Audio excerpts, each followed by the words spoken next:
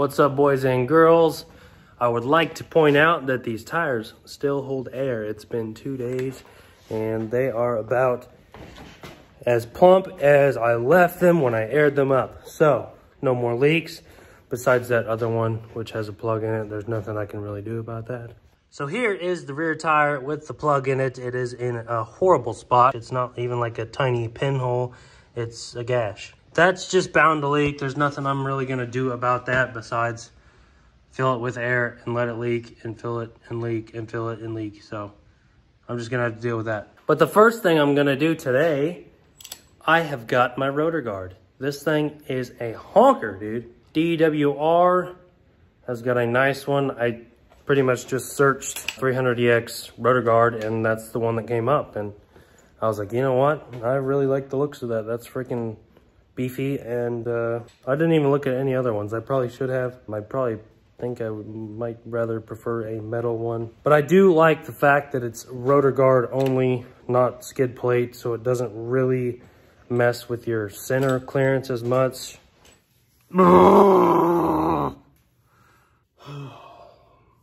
Okay, I don't know if I'm going to be installing this Rotor Guard because I don't think it's going to work, and I don't know why. So I don't know if this freaking brake stay is from a 450R, but it definitely looks like one. I looked up a picture of a stock one. It's a thin piece of metal with some bungs coming out. I'm thinking that somebody put a 450R or 400EX brake system on this, and that's why it's not mounting up, because the 300EX Rotor Guard I got from DWR utilizes the caliper bolts to mount it together, so it's just not gonna work. If anybody might know what's going on, I would love to hear what's going on. I really think it's just 450R parts and not 300EX parts that are on this bike. This thing is just a big old Frankenstein is what I'm finding out, and it's frustrating because the previous owner didn't know anything about it. I gotta stay positive and just keep it in the back of my head that I don't have a Rotor Guard when I'm out there racing Ironman. Just have to watch out for rocks, and if I hit rocks, then I'm just gonna have to lose my rear brakes and trash my rotor. Oh well. All right, on to the next thing. So I guess I'll go ahead and work on the alignment here. If you look at this right tire, it's about where it should be as far as toe in and caster. You want just about, hi Squidward, you want just about a little bit, I don't know the actual measurements, but like I just kind of eyeball it. But if you go over here and take a look at this guy, this one's way pointed in and angled in a lot more as well. Now, since this upper ball joint is pretty much out of adjustment, you can see the locking agent on the lock nut is just about flush with the end of the ball joint there. So the only real thing to do is I'm gonna have to take this off and shave it down. I don't even like the sound of that. Maybe halfway. Yeah, I think that'll work. If I shave it down halfway, this bolt and this bolt being tight should hold it tight enough. I immediately regretted my decision to do that. After I stuck it in the water to cool it down, I saw that the nylon locking part was like completely melted. So I trashed that idea because I have a better one.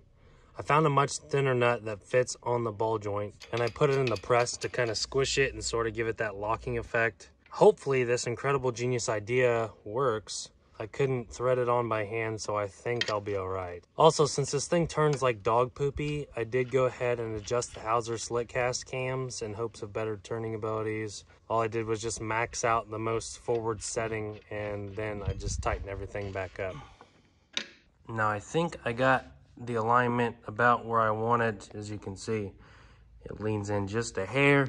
On this side though, that is about all I could do. I didn't have a whole lot of thread left on this ball joint, so something has got to be out of whack, whether it is a bent frame or something wonky. And now I need to adjust this tie rod. It's pointing outward. You want to have your toe in just a hair. Like this one is pretty much dead on. I like to look at it from the front and then go to the back just to judge, because it does give you different angles. I don't know why, but you can definitely see that it's towed in more from the back than in the front. Let's go ahead and loosen those jam nuts on there, spin that out, get that aligned, then we will move to other things. So I think I figured out why it's really bad on turning. The steering stem is not made for whatever the heck is going on up front. Doesn't match, the geometry is all off. So if you look down here at the steering flag, about half turn, it starts to max out. If you can see that, it doesn't push the tie rod out anymore. So essentially this wheel barely turns while the other one has got way more. And that's kind of bad news. You really want your outside wheel turning more than your inside. So I don't know what I'm gonna have to do down the road for that. I might just have to extend the steering flag. I don't know if it's just too short or what, but that is something I'm gonna have to look into. Like I had mentioned before, or maybe I haven't mentioned it before, I don't like how this quad sits. It's too tall in the rear. That's a personal preference. Some people like that. I don't. So I'm gonna do that. I'm gonna lower this thing. And this quad does not have a link. It just shock to swing arms. So about the only thing I can do is mess with the spring, bring the jam nuts up and let it compress more. That is also gonna make it more soft, but I think I can work through the clickers and get it to where it needs to be. I didn't film any of that shock shit because it was a pain in the ass and it took me way too long to get it out. The more you work on something, the more you realize how much of a piece of crap it is. And I'm really realizing that this thing is just a big old polished turd. I did find a couple more cracks when I took the plastics off, and I had to flip the quad up to get one of the shock bolts out. There was another crack as well. Goody, goody, goody. But anyway, I got the shock, I think, where I want it. I couldn't ride it because the weather's crappy and I don't want to ride in the rain and I don't want to clean this thing again. I got the shock nice and good, I think, sitting a little lower maybe.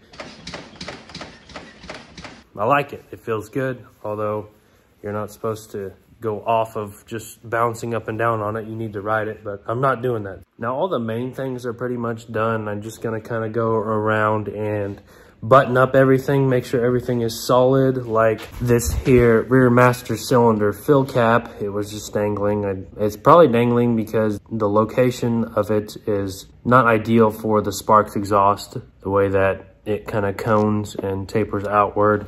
It's very close to that hose, so that's probably why it was dangling, and I just zip tied it in that place. I also put bolts up front on the fenders because there was nothing there. It looks like there was supposed to be something there. One side was cut off, the other side had a tab, but it wouldn't line up. So I did my own thing, and it's a lot more solid now. And just like the front fenders, the rear fenders were missing a bunch of hold downs. They were actually only held on by one bolt right under the seat. Well, plus the clips that go over the tank cover, but literally one bolt was holding this thing on. I'm just going to throw big fat zip ties on the rear bottoms and then the tops. I found these brackets and I decided just to throw them on there, put a bunch of lock washers in place of the space that's there, and they actually do all right. So now later down the road, I'm gonna make something way better than this, but this is just temporary. I did notice the chain was a little too tight for my preference, so I went ahead and loosened that up as well. Easy job. It's also looking like I'm gonna need a rear sprocket soon. Go figure, polished turd. Now through my eyes, something is definitely missing here. Can anyone guess what it is? Anyone? Anyone at all? Yes, you in the back there. It's Handguard! That is correct. You are a winner. I will throw some handguards on here to spicing this thing up. Now, one last thing before the race. I always change my oil the day before. It's just a nice habit to get into, you know. Just fresh oil on race day is a good thing. I don't have an extra filter for this, so I'm going to pull it and just check it and make sure it's all good. Throw it back in there, put the drain bolt back in, and fill her up with good old GN4.